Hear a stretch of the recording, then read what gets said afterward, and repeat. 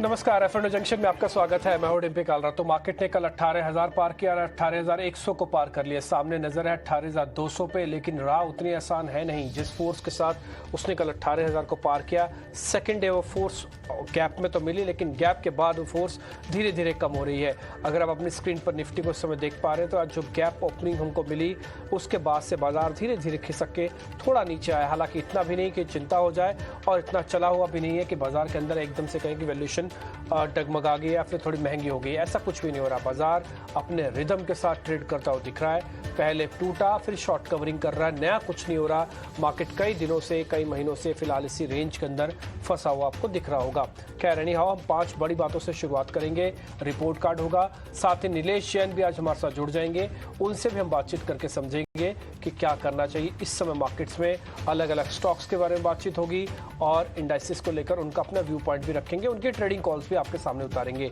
तो बहुत कुछ अगले आधे घंटे में। पहले 5 बड़ी बातें। तीसरे दिन लगातार तेजी है। 4 दिन से एफआईज की बाइंग है।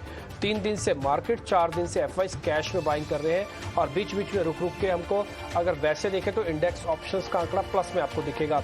तो बाजार के अंदर अंडरटोन ये कहती है कि एफआईज थोड़ा बहुत आए हैं बाजार में। ये जो लॉन्ग होल्डिंग 18% के आसपास की थी वो बढ़कर 26% हुई है। इसका मतलब थोड़ा सा पैसा उन्होंने मार्केट में डाला है निचले स्तरों से। दूसरी इंपॉर्टेंट बात, बैंक निफ्टी में 12 में से 6 शेयरों में बढ़त है। कांटे की टक्कर बैंक निफ्टी में चल रही है। उसकी 2 बड़ी वजह है। बैंक निफ्टी में 41,500 के आसपास के आप कॉल पुट का डाटा चेक करेंगे तो आपको पता लग जाएगा कि कॉल्स में उतना इंटरेस्ट नहीं आ रहा था। आज का गैप अगर छोड़ दिया जाए तो कल की क्लोजिंग तक का मैं नंबर आपको बता रहा हूं। आज क्योंकि मार्केट ने गैप किया है तो नया बेस आज मार्केट को बनाना होगा 41,800 का, और उसके लिए कॉल्स को यानी कि शॉर्ट कवरिंग करवानी होगी। पुट्स के अंदर 42,000 की पुटें तोड़वानी होंगी और आज क्लोजिंग भी चाहिए 41,800 की, तब मजा आएगा। नहीं तो ये थोड़ा फेड हो सकता है। आईटी, रियल एस्टेट, मेटल, इन सभी शेयर्स में कुछ अच्छी खरीदारी देखने को मिल रही है। स्पेशली आईटी और बैंक का कॉम्बो आपके सामने अगर आ जाए तो फिर नए रेजिस्टेंस टूट जाते हैं। फिलहाल दोनों कोशिश कर रहे हैं कि 18,200 तक ले जाए बाजार को, लेकिन देखते हैं कितना सक्सेसफुल होता है। आईटी की वेटेज थोड़ी ज़्यादा है आज बैंक के मुकाबले, इसलिए निफ्टी आपको ज़्यादा कंफर्ट में दिख रहा होगा as compare to bank Nifty. चुनिंदा ऑटो और इंश्योरेंस शेयर में आज हल्की कमजोरी है। इंश्योरेंस में मैं बोलूँगा कि प्रॉफिट बुकिंग है, क्योंकि काफ़ी अच्छा चले ठीक बजट से पहले, बजट के दौरान बाद में टूटे और फिर से चले और फिर से अब कमजोरी में है। इंडिया विक्स 13 के आसपास चल रहा है। ये बिल्कुल सपाट है। 2-3 दिन की एक्सट्रीम वॉलेटिलिटी के बाद आज वीकली बेसिस पर ये बिल्कुल सपाट होकर कामकाज कर रहा है, क्योंकि एक्शन जो है वीकली एक्सपायरी का वो तो 2 दिन पहले ही बाजार ने काफ़ी हद तक एडजस्ट कर दिया। तो इसलिए आज का दिन कूल रह सकता है, शांत रह सकता है।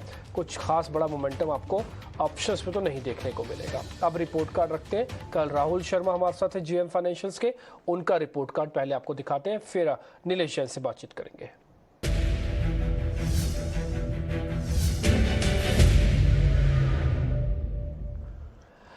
आप रिपोर्ट कार्ड देख रहे होंगे तो उसमें आपको बैंक का हमने एक राइटिंग बताई थी आपको कल। हम रेयर करते हैं ऐसा कि आपको कॉल को राइट करके बताएं कि इस जगह पर आप, माफ कीजिए, पुट को राइट करके बताएं कि आप ये पुट बेच दीजिएगा। बाजार को चलने के, यानी कि बाजार जब चलेगा तो पैसा 2 तरीके से कमाया जाता है, या तो मैं कॉल खरीद लूँ या तो मैं पुट को बेच दूँ। बात एक ही है, या तो मैं कॉल को खरीद लूं या तो मैं पुट को बेच दूं। तो कल राहुल जी ने कॉल को खरीदा नहीं बल्कि पुट को बेच दिया। वो 41,300 की पुट को बेच दिया था, जहां से आपको मुनाफा मिला करीब 90% का, यानी कि जिस रेट पे आपने उसको बेचा होगा ये खिसक कर उतनी नीचे चली गई होगी। करीब करीब जितने का बेचा उतने का ही बेनिफिट आपको दे दिया होगा, इसलिए 100% का रिटर्न भी कह सकते हैं। रिलायंस इंडस्ट्रीज में 1.5% का रिटर्न, आईसीआईसीआई बैंक में करीब 1.5% का रिटर्न। ये कुछ एक स्टॉक्स है जो हमने उनसे बारे में बातचीत की थी। हमने इंडाइसिस को लेकर भी व्यू पॉइंट लिया था, वो बुलिश थे और उनका ये भी मानना है कि हाँ हो सकता है 42,000 आ जाए। आज बैंक निफ्टी ने फ्यूचर्स पे 42,000 टेस्ट कर दिया था एक बार, लेकिन स्पॉट पे नहीं किया, थोड़ा प्रीमियम की वजह से एडजस्टमेंट हुई है वो, लेकिन हाँ 42,000 फ्यूचर्स पे टेस्ट हो चुका है। अब हम आगे बढ़ेंगे। रिपोर्ट कार्ड हम आज के मेहमान का भी लेके आएंगे, नीलेश जैन, जिनसे हम बातचीत करना भी हम शुरू कर रहे हैं। नीलेश जी बहुत बहुत शुक्रिया, थैंक यू वेरी मच पहले तो समय देने के लिए। मैं बोलूँगा कि 17,800 को पहले मार्केट ने बचाया। 1-2 दिन उसने इंडिकेट किया कि अब वो 17,800 को पक्का कर चुका है। जब वो पक्का हो जाता है तो टेक्निकल और डेरिवेटिव्स वालों की एकदम से रिसर्च बढ़ जाती है। वो चेक करते हैं कि इसमें पावर, स्ट्रेंथ वगैरह कितनी है और कितना चलेगा। ये मोटा मोटी तय हो रहा था कि 18,000 तो हम आ ही जाएंगे, लेकिन 18,200 को लेकर थोड़ा पशोपेश में है बाजार कि ये फोर्स उतनी है कि 18,200 तक ले आएगी और उसको भी पार करा देगी। सर, आपका रीडिंग इस समय क्या कहता है, इस समय का करंट डाटा क्या कहता है कि बाजार के अंदर जो शॉर्ट कवरिंग हो रही है फोर्स रखती है 18,200 तक लेके जाने की? Very good afternoon to you Dimpy ji. देखिए, बिल्कुल ठीक कहा आपने। शॉर्ट कवरिंग का जो मोमेंटम है वो हमें देखने को मिल रहा है। सबसे पहले अगर हम टेक्निकल पैरामीटर पे देखें तो तीसरे दिन तेजी हुई है और अपने सारे ही शॉर्ट टर्म मूविंग एवरेजेस को निफ्टी अब पार कर चुका है। 18,050 का जो immediate hurdle 50 day moving average का था वो आज के सेशन में गैप अप के साथ पार हुआ है। अब वो एक इमीडिएट सपोर्ट के तौर पर निकल के आ रहा है। जहां तक डेरिवेटिव डेटा अगर मैं रीड कर पा रहा हूँ, देखिए 18,000 पे कल के सेशन में हमने एक अनवाइंडिंग देखने को मिली थी, शॉर्ट कवर होते हुए नजर आए थे। आज के सेशन में भी जो बचे हुए शॉर्ट थे वो आज कवर होते हुए नजर आ रहे हैं। अब जो कॉल राइटिंग हो रही है वो है 18,200 18,300 के स्ट्राइक में, जो क्लियरली इंडिकेट कर रहा है कि 18,200 एक थोड़ा सा डिफिकल्ट होगा निफ्टी को पार करने के लिए। और निचले स्तरों पर पुट राइटर्स अपना कन्विक्शन शिफ्ट कर चुके हैं 17,800 से 18,000 की ओर। तो वो भी एक इंडिकेशन यही है कि 18,000 के नीचे शायद हम इमीडिएट बेसिस पे ना फिसले। तो 18,000 से 18,200 की रेंज बन चुकी है। अब यहाँ से जिस हिसाब से ऊपरी स्तरों से थोड़ी प्रॉफिट बुकिंग आई है, फिर से थोड़ा सा अट्रैक्टिव होता हुआ नजर आ रहा है रिस्क एंड रिवॉर्ड के पर्सपेक्टिव से निफ्टी इंडेक्स। और थोड़ा डिप मिले तब यहाँ पे एक बार के लिए कॉन्ट्रावेट लॉन्ग साइड में लिया जा सकता है। 18,000 के नीचे की जब तक क्लोजिंग नहीं मिले तब तक यहाँ पे लॉन्ग साइड में थोड़ा सा फोकस बनाए रखना होगा। क्योंकि अगर आप वॉलेटिलिटी इंडेक्स पे भी नजर डालें, लगातार एक तरफा गिरावट वहां पे हम देख रहे हैं। कोई मेजर डाउनसाइड यहाँ पे हमें आता हुआ शायद ना मिले, वही इंडिया विक्स इंडिकेट कर रहा है। 13 के नीचे फिसल चुका है। अब यहाँ पे जैसे कि मैंने कहा, इमीडिएट टारगेट 18,150 से 18,200 के ध्यान में रख के चलना होगा। हो सकता है उसके लिए शायद हमें थोड़ा वेट करना पड़े। नेक्स्ट वीक में मंथली एफएनओ की एक्सपायरी होने वाली है, तो वहां पे वॉलेटिलिटी के चलते हमें वो लेवल शायद देखने को मिल जाए। कोई भी गिरावट हो तो एक बार के लॉन्ग साइड में बेट लिया जा सकता है। ओके, ठीक है। आपका मानना है कि 18,200 पे आ जाएगा। 18,000 का अब आपका स्टॉप लॉस होना चाहिए। ये जो 18,000 मिल रहा है ना, उन लोगों के लिए भी है जो शॉर्ट कवरिंग का आनंद लेके यहाँ तक पहुँच चुके हैं। ये उनके लिए एक ट्रेलिंग स्टॉप लॉस काम करेगा, और जो नया खरीदना चाहता है उनके लिए रिस्क रिवॉर्ड ठीक है। 80-90 पॉइंट जाएंगे और करीब यहाँ से 100-125 पॉइंट आ सकते हैं, तो उनका रिस्क रिवॉर्ड भी आपके सामने हो रहा होगा, चेक हो रहा होगा। तो 18,000 से 18,200 के बीच में फिलहाल मार्केट चल सकता है। सर, बैंक निफ्टी का भी लेवल दोगे क्या कुछ?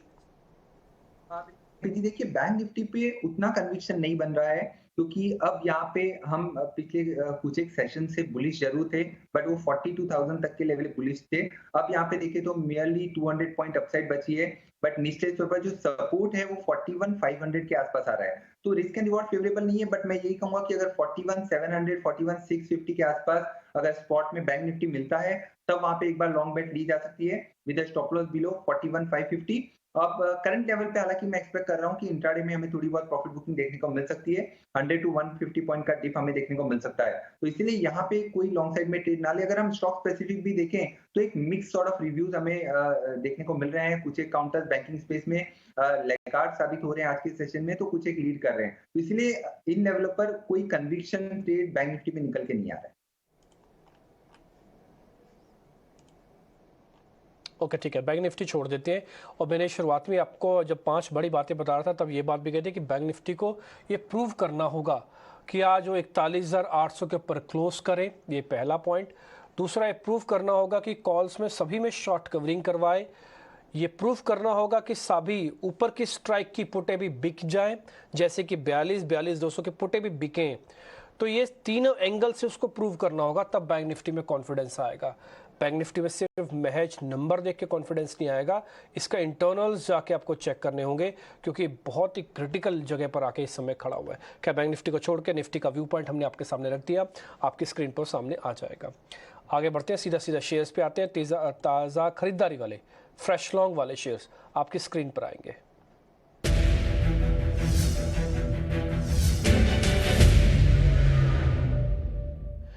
दो शेयर है सर, एक तो डीएलएफ है, दूसरा एम्फेसिस है, MPHESIS। एम्फेसिस और डीएलएफ, जरा इन दोनों को चेक कर लीजिए, इन दोनों में क्या करना है। एक में 4% तो एक में 2.5% की तेजी है। डीएलएफ हम पिछले 2-3 दिन से नोटिस पे करवा रहे हैं, स्ट्रक्चर अच्छा है। बिल्कुल नितिन जी, देखिए दोनों ही खरीदारी में ही है। अगर हम डेटा देखें जैसे कि आपने बिल्कुल ठीक कहा, लॉन्ग साइड में बिल्डअप होते हुए नजर आ रहे हैं और यहाँ पे ऊपरी स्तरों पर जगह भी है।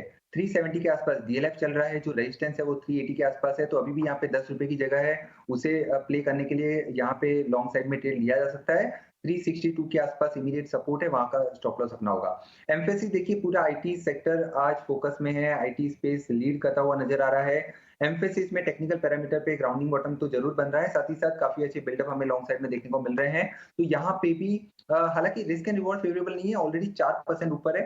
थोड़े से डिप पे इसे खरीदारी करें, ऊपरी स्तर पर थोड़े से पोजीशन पर्सपेक्टिव से मेरा ये मानना है कि अगर मास सीरीज की अगर हम बात करें तो 2500 तक की अपसाइड हमें यहाँ पे देखने को मिल सकती है इमीडिएट बेसिस पे।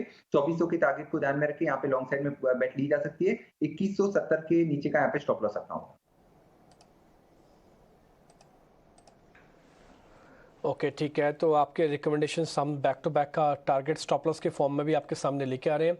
दोनों शेयर पे सर के रिकमेंडेशन और आपके स्क्रीन पर दिख जाएगी। एम्फेसिस में 2400 तक का टारगेट, 2500, 2400, 2500 तक का टारगेट है, 2170 है। अच्छा, आपको ऐसा लग रहा होगा कि 2400 का टारगेट है, शेयर चल रहा है 2250 पे, क्या एक ही दिन में आ जाएगा? नहीं, कई बार टारगेट पोजिशनल भी होते हैं। आपके पास पोजीशन है तो आप बने रहिएगा इसके अंदर। कई बार स्विंग ट्रेड का बेनिफिट भी मिल जाता है आपको, तो सब कॉम्बो है इसके अंदर, जैसा जिसको ठीक लगे। अगर किसी को लग रहा है कि मेरे को 2400-2500 तक वेट नहीं करना, मेरे को तो 100 रुपये मिल जाए, मैं 2350 से बाहर आ जाऊंगा, आप बाहर आ सकते हैं। लेकिन आप एक चीज़ के साथ बिल्कुल छेड़खानी ना कीजिएगा, जिसको स्टॉप लॉस कहते हैं, उसके साथ आपको छेड़खानी नहीं करनी, क्योंकि हेंस प्रूव्ड लेवल है। अगर आप इसमें कुछ भी 19-20 करेंगे तो फिर हो सकता है नुकसान बढ़ जाए। इसलिए टारगेट कंफर्ट का, स्टॉप लॉस हमारा, या आप इस चीज़ को आप देख के चलिएगा। आगे आते हैं, शॉर्ट कवरिंग के दो शेयर आपकी स्क्रीन पर आ जाएंगे, नवीन फ्लोरिन और सर GNFC। इन दोनों शेयर्स को एक बार नीलेश जी चेक कीजिए। बिल्कुल, देखिए दोनों ही स्टॉक में अगर हाई कन्विक्शन की बात करें तो वो निकल के आ रहा है जीएनएफसी पे। काफी अच्छा बेस फॉर्मेशन हुआ है और इस बेस फॉर्मेशन के बाद जो एक अपमूव हमें आज के सेशन में देखने को मिल रहा है, क्लियरली यहाँ पे शॉर्ट कवरिंग हो रही है और एक कहीं ना कहीं बेस फॉर्मेशन के बाद ब्रेकआउट भी आता हुआ नजर आ रहा है। तो इसे करंट लेवल पे लिया जा सकता है और थोड़ी डिप मिले तो और एवरेज करें। स्टॉप लॉस थोड़ा सा नीचे का निकल के आ रहा है, 529 के आसपास का है। ऊपरी स्तरों पर जगह थोड़ी सी बड़ी है, 560 इमीडिएट बेसिस पे और 550 थोड़े से पोजीशन पर्सपेक्टिव से लेवल देखने को मिल सकते हैं। नवीन फ्लोरिन काफी वॉलेटिलिटी यहाँ पे बनी रहती है। एक ब्रेकआउट हमें पिछले सप्ताह देखने को मिला था, उस ब्रेकआउट को रिटेस्ट करके आज फिर से काउंटर निकल रहा है। 4400 इमीडिएट बेसिस पे यहाँ पे नजर आ सकते हैं। 45 टू 4550 तक के पोजीशन पर्सपेक्टिव से नवीन फ्लोरिन में हमें थोड़ा सा लॉन्ग साइड में मोमेंटम देखने को मिल सकता है। जिनके पास लॉन्ग पोजीशन है वो बने रहे, फ्रेश खरीदारी इन लेवलों पर ना करें। 5.5% का अपमूव हम ऑलरेडी विटनेस कर चुके हैं। 4200 के आसपास मिलता है तब यहाँ पे एक लॉन्ग साइड में बेट ली जा सकती है, क्योंकि स्टॉप लॉस जो है वो निकल के आ रहा है 4080 के नीचे का। तो गिरावट पे खरीदारी करें, लॉन्ग बेट एग्जिस्टिंग लॉन्ग पोजीशन में बने रहने की सलाह। ओके ठीक है, नवीन फ्लोरिन आपको -5% जो दिख पा रहा है, ये आपको ये इंडिकेट कर रहा है कि देखिए शॉर्ट कवरिंग जोरदार है। और इसी साथ में इसका लेवल्स भी आपको सर ने दे ही दिए हैं कि आपका टारगेट 4500 और 4080 तक का आपका एक स्टॉप लॉस होगा। दूसरा शेयर है GNFC, इसका भी एक बार जरा फ्यूचर्स वाली प्लेट दिखाइएगा, मैं आपको दिखाऊंगा। शॉर्ट कवरिंग में एक चीज़ ज़रूर चेक कीजिएगा कि ओपन ट्रस्ट घट कितना रहा है और प्राइस का एक्शन कितना है। आप यहाँ पर भी देखेंगे नवीन फ्लोरिन 5% और वहाँ पे 0.68%, प्राइस एक्शन 1.5% है। ज़्यादा मोमेंटम घटने का और प्राइस एक्शन बढ़ने का वो GNFC में थोड़ा कम है और नवीन फ्लोरिन में थोड़ा ज़्यादा है, उसका थोड़ा बीटा भी हाई होता है, ठीक है। लेकिन फिर भी ये अच्छी शुरुआत है GNFC की। एक कॉमोडिटी बेस्ड शेयर्स होते हैं, ये ऐसे एकदम से नहीं चलते, 1 से 2 दिन का आप इसको चेक करा कीजिएगा। एक और पॉइंट है, GNFC जैसे शेयर्स के अंदर 1 डे का मोमेंटम कभी चेक नहीं होना चाहिए, 1-2 दिन बैक टू बैक चेक करो कि इसके अंदर अगर शॉर्ट कवरिंग हो रही है तो हमारे बड़ा काम का है शेयर। मैंने कल भी इसको देखा था, आज प्राइस एक्शन मेरे को ज़्यादा अट्रैक्टिव लग रहा है। 560 आपको टारगेट सर ने ऑलरेडी दे दिया, 529 का स्टॉप लॉस है, तो रिस्क रिवॉर्ड भी जस्टिफाइड है। आप यहाँ पे देख सकते हैं GNFC और दूसरा नवीन फ्लोरिन के टारगेट आपके स्क्रीन पर होंगे। आगे बढ़ते हैं। हमने क्या किया कि अब 4 शेयर आपके सामने रखे थे, 2 शॉर्ट कवरिंग के और 2 खरीदारी के। चारों के चारों शेयर का स्टॉप लॉस टारगेट आपकी स्क्रीन पर है। एम्फेसिस, डीएलएफ, नवीन फ्लोरिन, जीएनएफसी, इन सब की जो जो कंडीशंस थी वो भी हमने सामने लिख दी आपके लिए, आप इसको अच्छे से नोट कर ले। दूसरा, इंडेक्स को लेकर जो व्यू पॉइंट था, निफ्टी पे बाय है। 18,200 के ऊपर कोई भी टेक्निकल एनालिस्ट अभी आपको लेवल देगा ही नहीं, और 18,000 पहला पड़ाव वो बताएंगे और 17,800 दूसरा पड़ाव बताएंगे। फिलहाल नीलेश का भी यही कहना है कि 18,000 आपका स्टॉप लॉस रखिए, 18,200 के ऊपर का 200 तक का टारगेट रखिए। ये हमने तेजी वाला मोटा मोटी सेगमेंट यहाँ पे खत्म कर लिया। अब जरा मंदी वाले सेगमेंट की तरफ जाएंगे। बाजार में दोनों तरफ का प्ले आपको आना चाहिए, पता होना चाहिए। अब मंदी के शेयर आपकी स्क्रीन पर।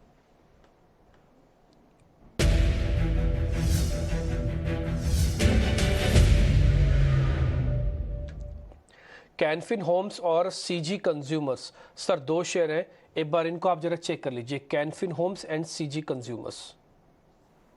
बिल्कुल देखिए, सबसे पहले कैनफिन होम इस पर्टिकुलर काउंटर में देखें तो काफी अच्छा मोमेंटम हमने देखा था।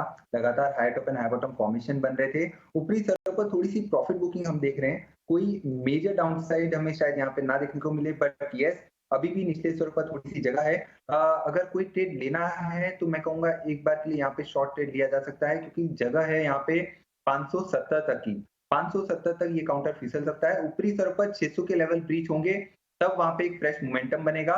तो 600 के ऊपर ब्रेकआउट आए तब वहां पे शॉर्ट पोजीशन से एग्जिट करके मैं कहूंगा लॉन्ग ट्रेड लिया जा सकता है। बट करंट लेवल पे कोई भी लॉन्ग साइड में पोजीशन ना ले, थोड़ी सी गिरावट यहाँ पे हमें आती हुई देखने को मिल सकती है।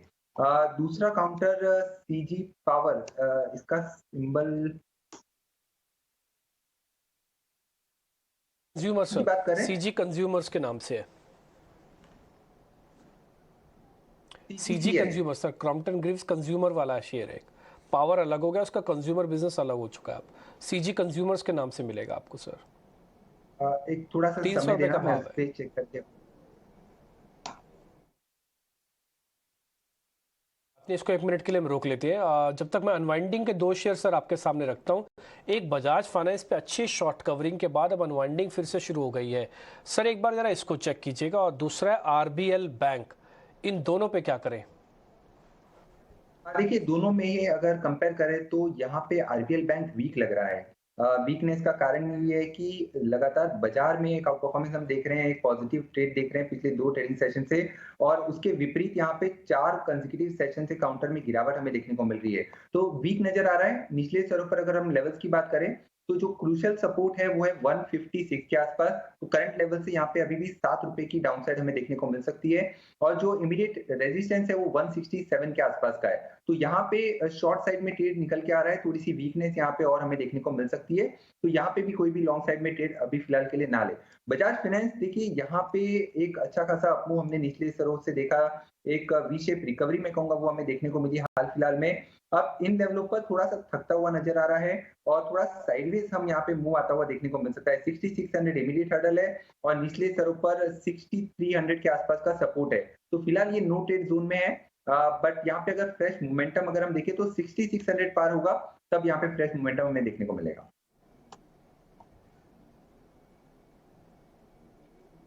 ओके ठीक है, तो इस फिलहाल इसको अवॉइड करने की ज़रूरत है। और हमने जो आरबीएल बैंक आपके सामने रखा उसको खरीदना नहीं है, बल्कि उसको स्टॉप लॉस के साथ अगर थोड़ा बहुत आप बेचना चाहें तो बेच भी सकते हैं। दोनों चीज़ एक बार मैं आपको पॉइंट आउट कर दूं, कई लोगों को शॉर्ट करना आता नहीं, या शॉर्ट करते नहीं, या उनको अच्छा लगता नहीं, जो भी है।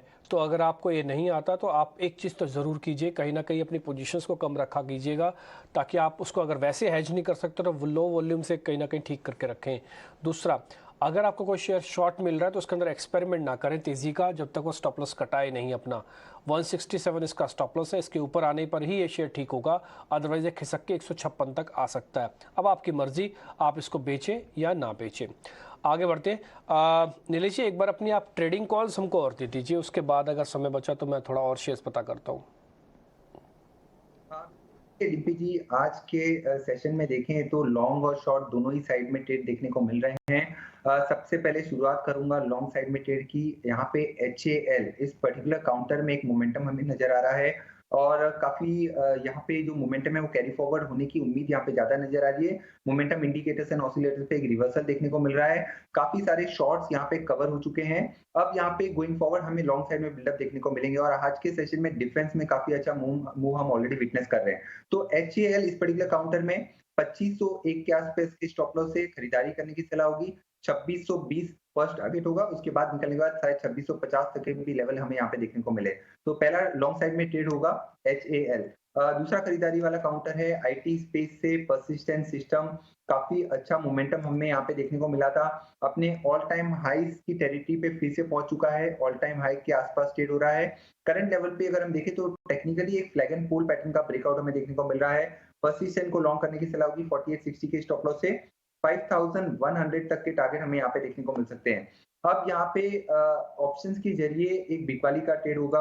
अगर हम वीकनेस की बात करें तो बाटा इंडिया इस पर्टिकुलर काउंटर में लगातार हमें एक वीकनेस देखने को मिल रही है। Lower top and no bottom formation तो देखने को मिल ही रहे हैं, साथ ही साथ शॉर्ट बिल्डअप काफी हमें यहाँ पे देखने को मिल रहे हैं। आज के भी सेशन में 8% का इजाफा हमें देखने को मिल रहा है, साथ ही साथ स्टॉक्स डाउन है लगभग 1% के आसपास। तो यहाँ पे एक स्ट्रक्चरल ब्रेकडाउन देखने को मिल रहा है। ऑप्शन के जरिए इसे प्ले करना चाहिए। मंथली एफएनओ की एक्सपायरी अगले सप्ताह है, उसी एक्सपायरी का पुट ऑप्शन यहाँ पे खरीदने की सलाह होगी। 1460 का थोड़ा सा in the money put option है। 14 रुपए के आसपास का स्टॉप लॉस होगा। पहला टारगेट 35, उसके बाद 45 तक का मूव हमें यहाँ पे देखने को मिल सकता है। ओके ठीक है, तो ये आप अपने स्क्रीन पर जो ऑप्शंस देख पा रहे हैं इसको थोड़ा गौर फरमाइएगा वापस से। 1460 की पुट है। पुट का मतलब हम बाटा इंडिया पे मंदी सोचते हैं। पहला पॉइंट 21 साढ़े 21 रुपये के आसपास की है। फरवरी की एक्सपायरी है 23 तारीख की। आपके पास समय अच्छा है, इसमें कोई वीकली चलता नहीं है। तो 25 रुपये के आसपास चाहें आप इसको एक बार खरीद सकते हैं। इसका 35 से 45 रुपये टारगेट है। ऑलमोस्ट डबल होने की कैपेसिटी रखती है। 14 रुपये इसका स्टॉप लॉस है। ठीक है, इसका लॉट साइज चेक कर लीजिएगा। लॉट साइज थोड़ा बड़ा होना चाहिए मेरे हिसाब से बाटा इंडिया का। और ये आपको 25 रुपये मिलेगी 1460 के स्ट्राइक की। आप जरा सर के दोनों शेयर और लेके आइए। एक तो परसिस्टेंट है, उसके लेवल्स दिखाते हैं, फिर एक बार दूसरा एक और सौदा भी आपके सामने रखते हैं। परसिस्टेंट के अंदर भी आपको मिड कैप IT कंपनीज में थोड़ा ध्यान रखिएगा, अभी वापस से चलने लग रही हैं। 5100 आपका टारगेट, 4860 आपका स्टॉप लॉस है। नीलेशी का दूसरा शेयर है। अब जरा तीसरा शेयर लेके आइए, हिंदुस्तान एरोनॉटिकल्स। ये शेयर साइडवेज होने के बाद सेकेंड राउंड की तेज़ी में है। और थोड़ी देर पहले ही आज हमारे साथ रमेश धमानी जी भी जुड़े थे, जिनका भी मैं आपको एक व्यू भी सुनाऊंगा। लेकिन उन्होंने भी कहा है कि भाई डिफेंस और रेलवे के शेयर सस्ते हैं। बेहतरीन डिफेंस की एक कंपनी है हिंदुस्तान एरोनॉटिकल्स, जो आज नीलेश जी की रिकमेंडेशन भी है। नीलेश जी बहुत बहुत शुक्रिया, थैंक यू वेरी मच आज समय देने के लिए। कल आपका हम रिपोर्ट कार्ड दिखाएंगे दर्शकों को और बताएंगे जो आपने सौदे हमको दिए हैं उसमें कितना कितना कहाँ से कैसे कैसे रिटर्न आ रहा है। बहुत शुक्रिया, थैंक यू वेरी मच आज समय देने के लिए।